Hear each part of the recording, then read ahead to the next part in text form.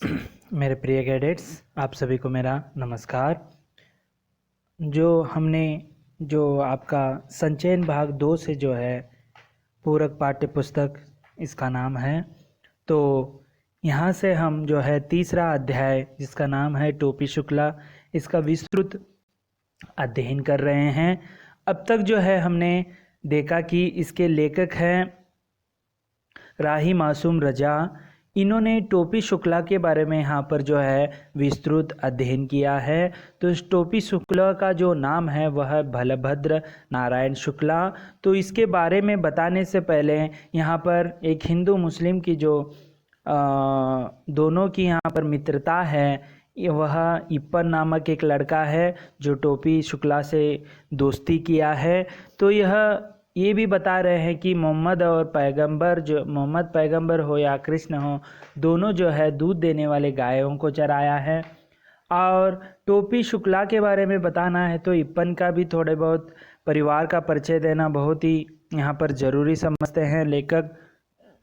तो दोनों अलग अलग परिवार में पैदा हुए हैं और यहाँ पर वह हिंदू मुस्लिम भाई भाई के नाते के कुछ बता रहे नहीं हैं, क्योंकि हिंदू मुस्लिम भाई भाई हैं तो वह बताने की कुछ ज़रूरत नहीं है, क्योंकि आपके छोटे भाई या बड़े भाई हैं तो उनको भाई भाई नहीं कहते हैं, वह होते हैं तो कहने की कुछ ज़रूरत नहीं है।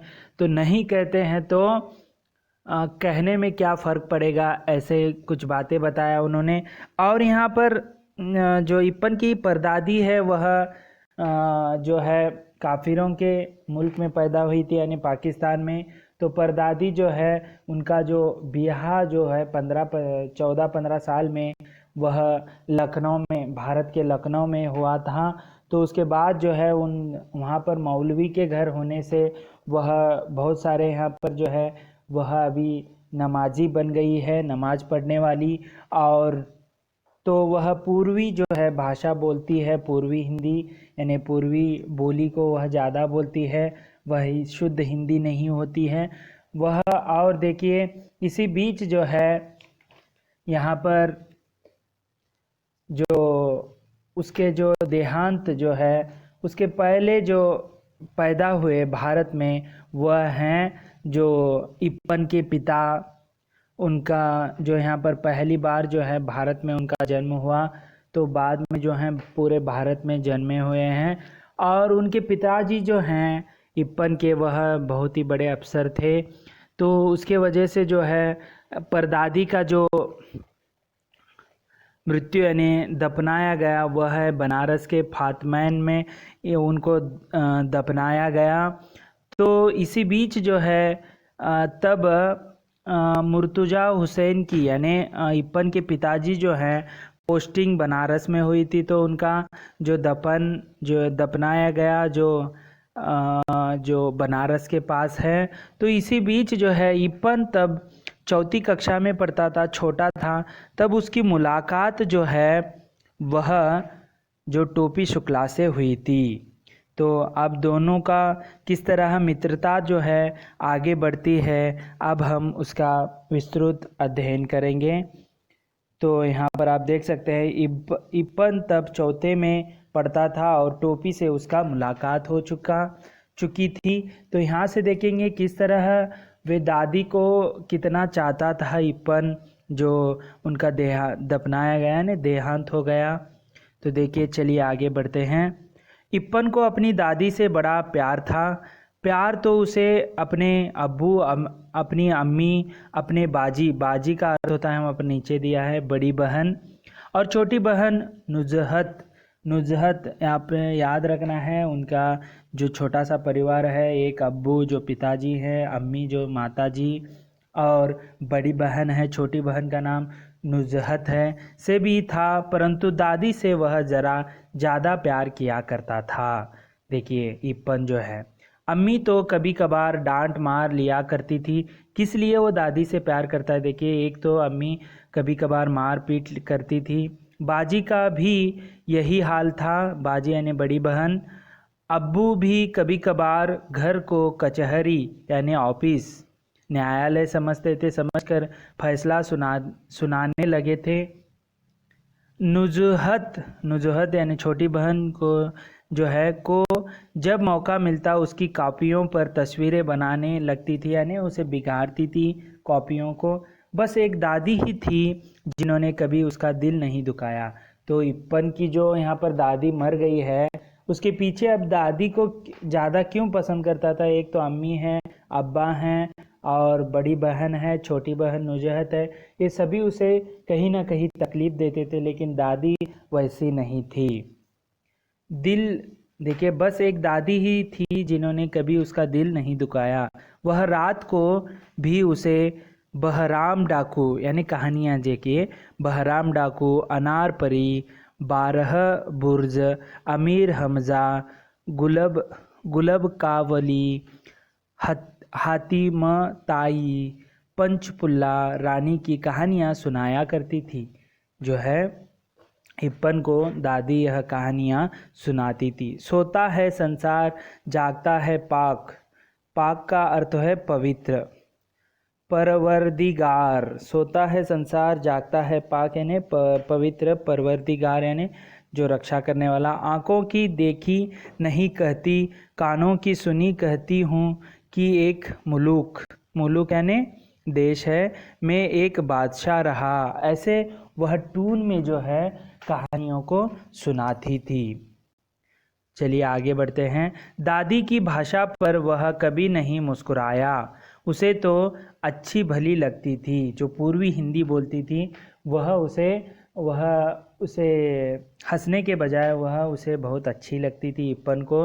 परंतु अब्बू नहीं बोलने देते थे।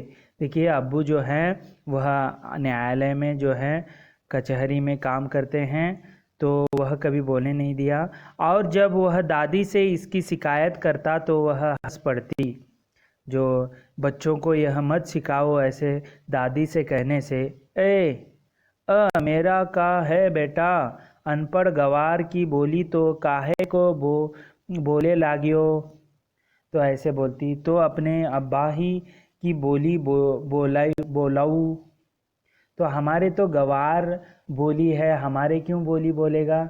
आपकी तो अच्छी है सुधार बोली, तुम्हारे जैसा ही बोलेगा, ऐसे कहती है। बात खत्म हो जाती और कहानी शुरू हो जाती। तो देखिए, कहानी तो है, अब्बा को ऐसे बोलने के बाद जो है छोटे बच्चे को, इप्पन को कहानी जो है बताने लगाती। तो वो बादशाह का किसिक की तुरंते आइक ठो हिरन मार ली आवा। ऐसी बात जो पूर्वी बोली है, यही बोली टोपी के दिल में उतर गई थी। देखिए, उसका जो मित्र है चौथी कक्षा में पढ़ने वाला टोपी शुक्ला को भी यह उतर गई थी मन में। इप्पन की दादी उसे अपनी माँ की पार्टी की दिखाई थी। अपनी दादी से तो उसे नफरत थी। देखिए, नफरत यानी घृणा थी। उसे प्यार नहीं करता था। कौन? टोपी शुक्ला की जो दादी है उसे प्यार नहीं करता था, और टोकना ऐसे टोकती थी हर एक बात को। लेकिन इप्पन की दादी को वह बहुत प्यार करता था। जाने कैसी भाषा बोलती थी। इप्पन के अब्बू और उसकी भाषा एक थी। इप्पन की और अब्बू की भाषा जो है एक थी। वह जब इप्पन के घर जाता तो उसकी दादी ही के पास बैठने की कोशिश करता। जो देखो, टोपी शुक्ला के उसकी दादी की कहानी, इप्पन की दादी की कहानी सुनना बहुत अच्छा लगता था, तो उसके पास ही बैठता था। इप्पन की अम्मी और बाजी से वह बातचीत करने की कभी कोशिश ही नहीं करता था। देखो, अम्मी यानी इप्पन की अम्मी, बाजी यानी बड़ी बहन उससे बात नहीं करता था, केवल दादी से बात करता था। वे दोनों अलबत्ता का अर्थ होता है बल्कि, उसकी बोली पर हंसने के लिए उसे छेड़ती, परंतु जब बात बढ़ने लगती तो दादी बीच बचाव करवा देती। तो देखो, दोनों में यदि कोई बात पूछने लगती तो दादी जो है बीच बचाव ने उसे रक्षा करती थी। तय काहे को जातई उन सबन के पास, मुँह पिटावे को झाड़ू मारे, चल इधर आ।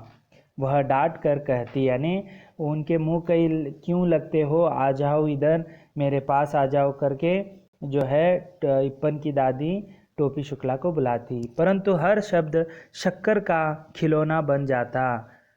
अमावट, अमावट का अर्थ है पके आम के रस को सुखाकर बनाई गई मोटी परत, जो है मलाई की परत होती है, वैसे आम का रस जो है निकाल कर उसे सुखाया जाता है, उसकी मोटी परत होती है। तिलवा, तिलवा यानी तिल से बना हुआ लड्डू व्यंजन बना, ठीक है। और वह चुपचाप उनके पास चला जाता, यह खाकर जो है उनके पास चला जाता। तेरी अम्मा का कर रही, दादी हमेशा यही से बात शुरू करती। तेरी अम्मा क्या कर रही, यानी तुम्हारे अम्मा क्या कर रही है, ऐसे पूछते हुए उसके बाद जो है प्रारंभ होती, बात करने का जो है सिलसिला प्रारंभ होता। पहले तो वह चकरा जाता कि यह अम्मा क्या होता है, अम्मा क्या होता है। फिर वह समझ गया कि माता जी को कहते हैं। अम्मा जो है यह बात जो हो वो टोपी शुक्ला नहीं जानता था, एक हिंदू परिवार के होने से बाद में समझ गया कि वह माता को ही कहते हैं। यह शब्द उसे अच्छा लगा, अम्मा। वह इस शब्द को गुड़ की डली की तरह चुबलाता रहा, यानी जो है वह उच्चारण करते हुए याद में रखा। अम्मा, अब्बू, बाजी। अम्मा यानी जो माता जी है, अब्बू यानी पिताजी है, बाजी यानी बड़े बहन। फिर एक दिन गजब हो गया, फिर एक दिन जो है गजब हो गया। तो देखो, डॉक्टर भृगु नारायण शुक्ला नीले तेल वाले के घर में भी 20वीं सदी प्रवेश कर चुकी थी। तो देखिए डॉक्टर यानी इनका परिवार है, टोपी शुक्ला का यहाँ पर बता रहे हैं। तो 20वीं सदी प्रवेश कर चुकी थी, यानी खाना मेज कुर्सी पर होता था, लगती तो थालियाँ ही थी परंतु चौके पर नहीं। तो यहाँ पर चौके यानी बॉर्डर पर, ठीक है। तो उस दिन ऐसा हुआ कि बैंगन का भुर्ता उसे ज़रा ज़्यादा अच्छा लगा। तो यहाँ पर आप एक चित्र को देख सकते हैं, मैं आपको चित्र दिखाऊंगा तो बाद में, तो किस तरह वह बैठकर जो है खाना खा रहे हैं। तो कुर्सी पर बैठे उस दिन उनको बैंगन का भरता जो अच्छा लगता है, राम दुलारी खाना परोस रही थी। टोपी ने कहा, अम्मी ज़रा बैंगन का भुर्ता। अम्मी पहले माता जी ही कहते हैं उनके घर में, जो हिंदू परिवार के, लेकिन इसने गलती से जो है अम्मी कहा। मेज पर जितने हाथ थे रुक गए, जो खाते समय आश्चर्यचकित हो गए सब इसकी बात सुनकर। टोपी की जितनी आंखें थी वे टोपी के चेहरे पर जम गई। अम्मी, यह शब्द इस घर में कैसे आया? अम्मी परंपराओं की दीवार डोलने लगी। तो आश्चर्यचकित हो गए, ये कैसा शब्द हमारे घर में उच्चारण कर रहा है। ये लफ्ज़, लफ्ज़ का अर्थ होता है शब्द, ठीक है। लफ्ज़ का शब्द होता है जो है शब्द कहते हैं। तुमने कहाँ सीखा? सुभद्रा देवी ने सवाल किया। सुभद्रा देवी जो है उनकी दादी है। तो चलिए आगे देखते हैं मेरे प्रिय कैडेट्स। तो आप यहाँ पर देख सकते हैं कि यह टोपी शुक्ला का परिवार है, उनके पिताजी हैं, भाई हैं, और यहाँ पर जो सुभद्रा देवी है जो उनकी दादी है, और यहाँ पर जो है खाना परोस रही है तो माता जी। तो इसी बीच जो है बैंगन का भरता जो है उन्हें बहुत अच्छा लगा, और वह यह लफ्ज़ यानी शब्द तुमने कहाँ से सीखा, ऐसे सुभद्री देवी ने सवाल किया। तो इसी बीच जो है आगे बढ़ता है लफ्ज़। टोपी ने आंखें नचाई, यानी ऐसे ही लफ्ज़ का होता है माँ। ये अम्मी कहना तुमको किसने सिखाया है? दादी गर्जी। अम्मी कहना तुम्हें कौन सिखाया है ये कहना? तो चलिए आगे क्या होता है देखिए। ई हम इपन से सीखा है। ई हम, देखिए ये पूर्वी भाषा जो है बोल रहा है, तो उसका पूरा नाम क्या है? ई हम ना जानते। देखिए पूर्वी भाषा जो दादी की भाषा इसके मन में बैठ गई है। तय कहनो मियाँ के लाइका से दोस्ती कर लिए, लिहले भाई का रे, राम दुलारी की आत्मा गनगना गई यानी इसका अर्थ होता है कि परवाना। ठीक है, गनगना गई। तो इसका अर्थ यही है कि वह उसका दिमाग जो है यह कैसी बातें जो है कह रहा है। बहू, तुमसे कितनी बार कहूँ कि मेरे सामने गंवारों की यह जबान न बोला करो। राम दुलारी पर बरस पड़ी। तो यहाँ पर आप देख रहे हैं कि जो इप्पन टोपी शुक्ला अपने घर में खाना खा रहा है। तो उस समय जो है,